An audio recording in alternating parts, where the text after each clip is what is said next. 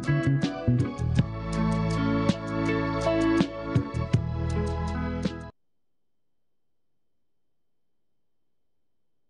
want to we want Nsem nketenkete dwumadie so na ene me ne me papa bi ofie ha onye hoho kra metane ne di dwumadie pa ye friend of akisi na ene oni e ba behwe bedi nkomo afa enkwala yare ho wo bekisa se ebi a sesen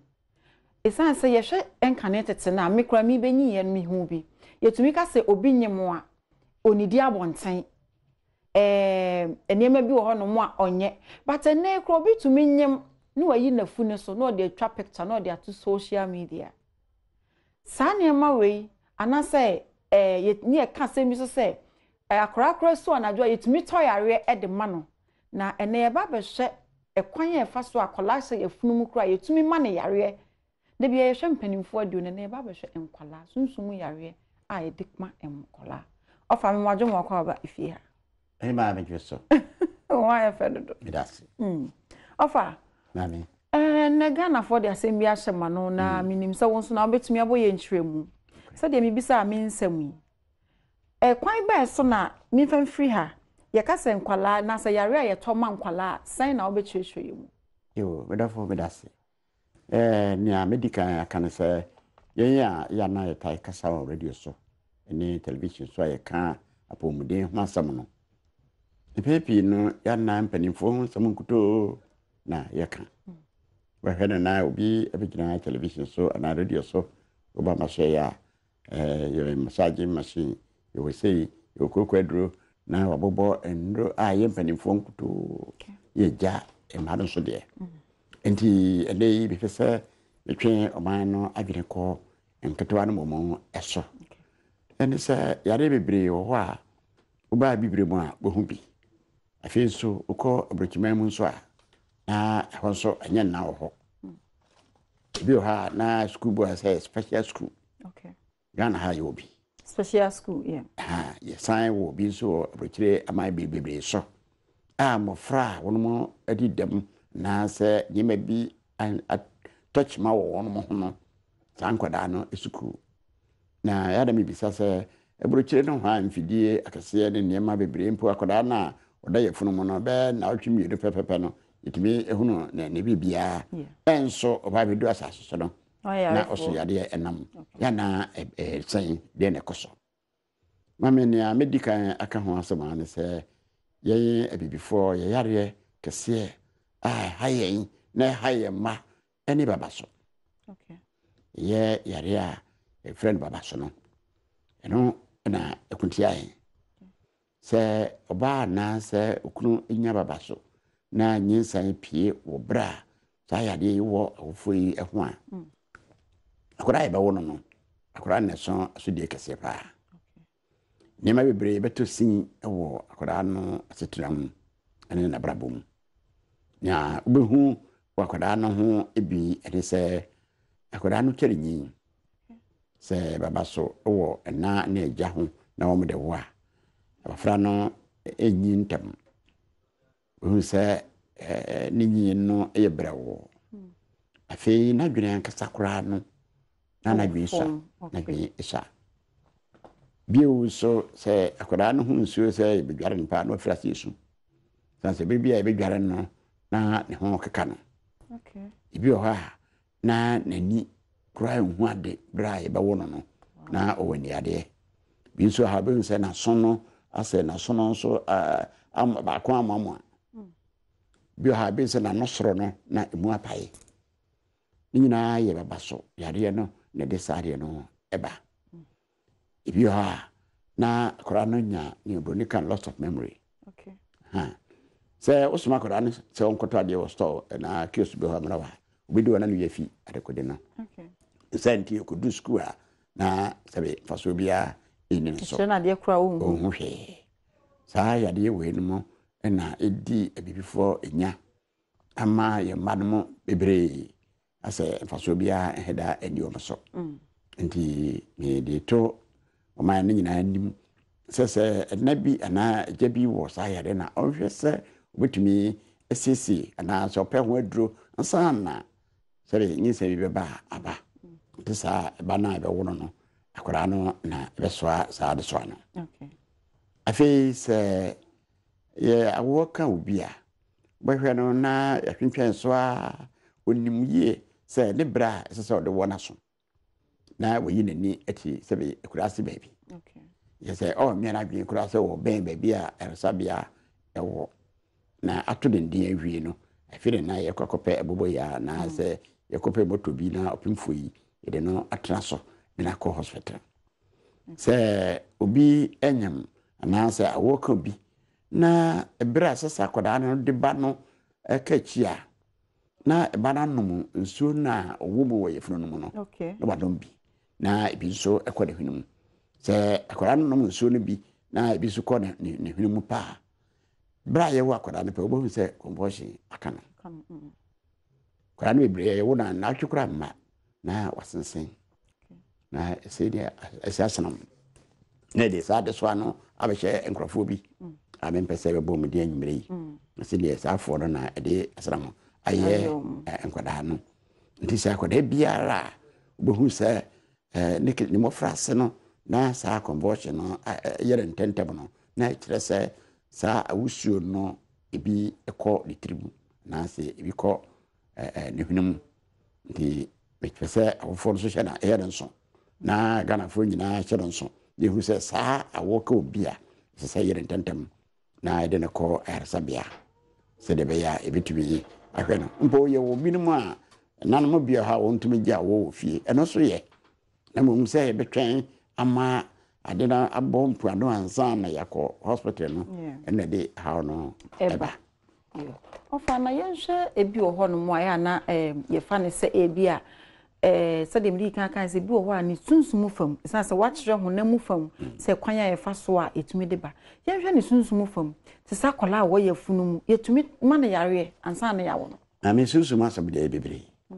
ene se sunsumu adwadie wo hɔ enti ne me bi wo hɔ a oton a eye osunsumu ebi ne eba ananse ginsen obi wo ha na onyem na dokọ internet doctor church say wanya bosom ne yensa na wanya bosom nan na iguso emena duro afi bibi du a na ginsen no ono a wa sebe wa mpon wa bibia ensi na fi ginsen na yira wona ho doctor basidie bibia di efun mu biu sunsumu no bitimi yi saa ba no eton okay me yi afenso ebidumu wo yade a ewo ne nsa no na se ewo nani so sanse nipa bebre ewo honhom a enye ye honhomfi nipa pi so yi nipa duenu gira ha obenya mo be nan na dum a wo sa hawo no enti se obi enyima nima pi wo hwa ni se oye se obedidi wo dom okay ne yi be na yase na watese aduane no mu kese yi aduane na kura ntikura na okwa yiye no nye se obi ade wawo no ho akono nti no nam aduane watretremu esi table yi so na ho no ba be di aduane na nkasa afi kan no kura na se obi wu na adofo kwasie ba roba ne ya sensuo egu bucket mu ye de nwura bi egum ewo fie nanim ne ena isusu se eyabosonsam enye abosonsam isa wura na ide egu ensuo mu no ye fe no adwira wo hene David na duro okay nti se kan itira dwom aduonum baako yemu nso a hene David bo sa aduoni din se yakopon fa adwira gyi no ho bone na ne ho mfi nti se obi kwasie na se adofo kwasie ba na wo san ba fie ho a ese se wo mo dwira wo mo ho na efi anasa san ebi de wo mo chefiri bebi a wo mo ko na san ba no ese hohoro wo nsa ansa na wa ba fie ede se na se metafrache okọ ba bi so a na wo ba na wasansa nsuo ahoro nsa no sa pepe na se okọ esiye so ba se hohoro nsa na ede nse yakososo ne enua ne manema mu esiye ho no ne de ba ya betwe akokọ nam no mi kan yo ba nso onyam enti e ba na ba wono no na ko fanse bebre aba ebirim so na ya keke onyam nyina no arapatwa yi kese o fa de kwa o kana nyade a obesusu se bibi wo no ho nto de no ho ebesi na wogira public internet se basa na obitumi e yare e makola na oyefunu no na yare so atumi aye adwuma wo nan etumi ba de sa se wo nan na wotumi wa oba no de ene obetumi no na eba no mo abeya de so amam no no benya wasrewo dan say bra oye no de no say ye da twam nti uba na abewo no na wakọ ubre bibi na no abeya de so na wunya kwan nyadwuma wunya kwan yinko ba bia untime ngo ebadachi nam say ono wo ha wunya bi nso no mu ma o fe bidu ba bi kura na se ne wakọ nsuo ba saa ne ma wonu mu nyina ene abibifo ya hawo kese se shano so Ewusiafo ofakisi na mene na etwetwe nkomo na o kyerɛkyerɛ ye sunsum ekwan a ye fa so eto yare de ma mofra sabi ebukro o ye funu mu ene honam mu ekwan a ye fa so a enkwala no enya yare ansa na omabasa asi so na me kwa kotwa me ho abasisia na wo hwe mitia na hair center na ye miti ma me hair center ewo East Legon oben ANC shopping mall no lane na so na hair center ewo obetua fresh hair center ewo 0244 907 898 0244 907 898 and 0248 629 769 mi twa me ho aba na me ba ente me bie homa no na owadwenche bia obetumi de wasambisa na odi abisa ofakisi ofie bia na wonso awo anase obi aka cho se akora bi osho yem kra bi ase anansa na wawo amansan susu asoi ebi aba so a me de number no betudwa na wafre mi twa me ho aba basima ba nche Ghana for me bie me homa no obetumi afre me 0302 211698 anansa 99 0302 211698 anansa 99 so na ye problem na afre me me mo nkomo ofa mame ye nton komo twetwe ne so mame nia me kira ni sai sa baba so a me kan ho asem no ne duro wo ho ebi ene brofre eye popo brofra emre ye no uti brofre no bese bi nu a hohoro ho otwa ne nketewa na wo ye ba na twegu na wo na duane no wo de asawa na haban aka na wa nua eno de yare bia ye namu yare bia no fa sabe bi obi tinkra obi tikuma so obi tiwe bofra haban ni asawa abofra aduane bunu ne asawa haban hura oni bebe wo so be dan na wotumi atu sawa ba so na fi ho me wo ho muaye nti se obi nyame nsa ka me number no frame a metumi akere no ko be fa so a sa yare no e be frame me so fanse bebre wo ha yare no nti ne mma na wawo no nkoda no sabe tafrache nkoda no nso ani na ode akohye obi na ni nyina agina sa yare ne wo ne ba no so no no na de sa fa obe so mama me boaten aba homa so hello boaten hello boaten wa homa na te komisho san frebiem ofa wo se obi osa ha oni bia o frewa obetumi anya wo mo waye de be ma ya namu yare biara namu yare biara ye bodin de ho edro ho okay ofa na ye hwe te se ye be kwa homegye mu no o ka se ebi wo ha etumi kofa te se ensuo ba ye ka se ensuo sa sabi nkofo a wo sa enipa no omobo brese de etie eno de pa na de sa de ne ba because I said then no bi betumi a nyinsa abosome nkono no obewo na sabi akra no ebi a sede ni niti ni nipadua tie no na ensesaye ne ye different kra sen sede ye nso ye tie ma me de wo ma ne se ye ne honhom ne te asaso so ofampacho boaten asaba homa ne so hello boaten hello mi aba boaten uka se free pacho me ka se fi sama boy okay wacha boaten wa sem sanu ajenche ne sen yo me pacho me da se pa mse topic mse mo offer ana say me papa sama wo kan in fact eto aje mu yi pa na me tiemu a o sabi spiritually no di ha me tin kan pese me di tuja on tin so me pese obitini me too oh what try na bra so bi mu why na fa wasam ni tudwa na emwa bi ho no ma ye ofa emfa emboa o ofa mpacho to ankomo twetwe na me ne woman say sunsum na ahodo a ene yete no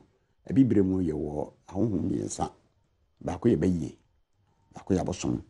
ba ko sie nkomia enti obi o wa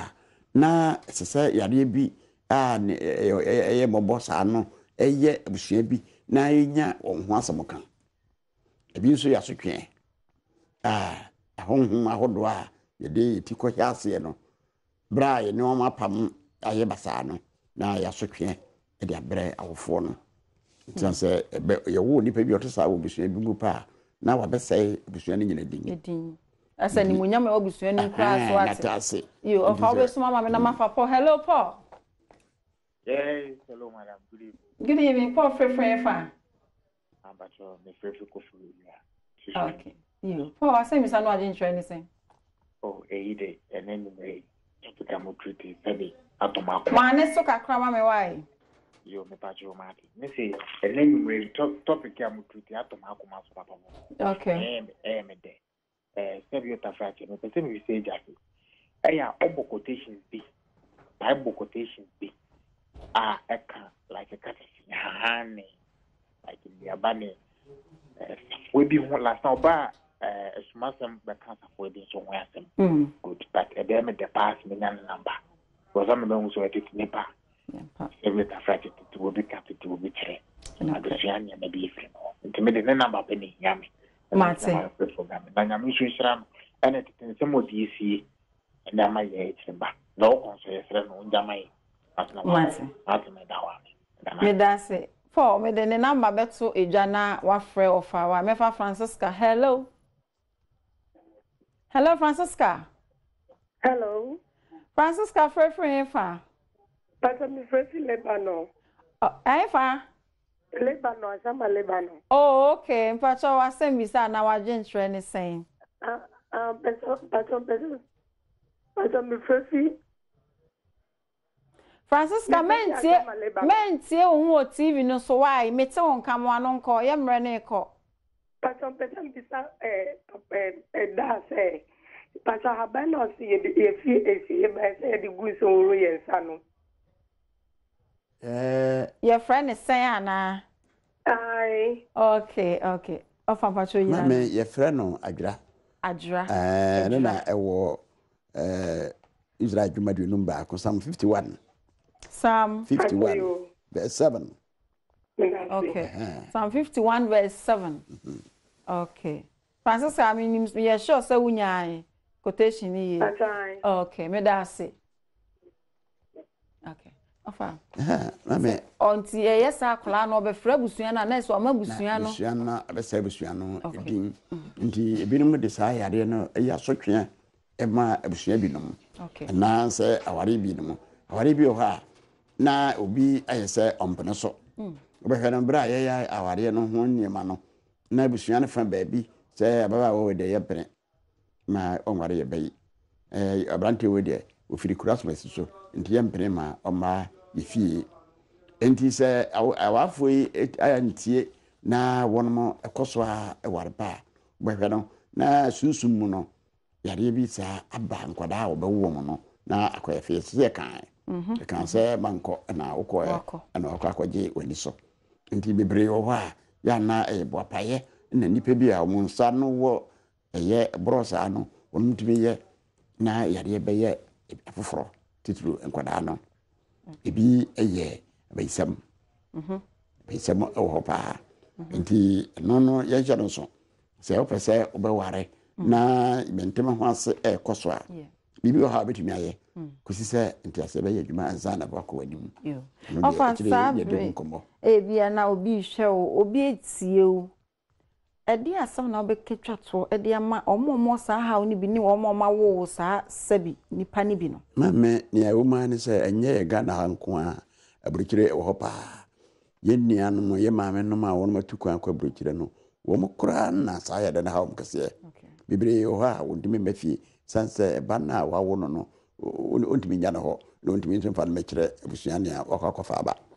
enti se obi wo sa ha na odon frɛ me okay ofa number to ja my number is 0249 59 8081 patrosi subi 0249 59 8081 okay na ba konsi 050 403 4003 patrosi subi 050 403 4003.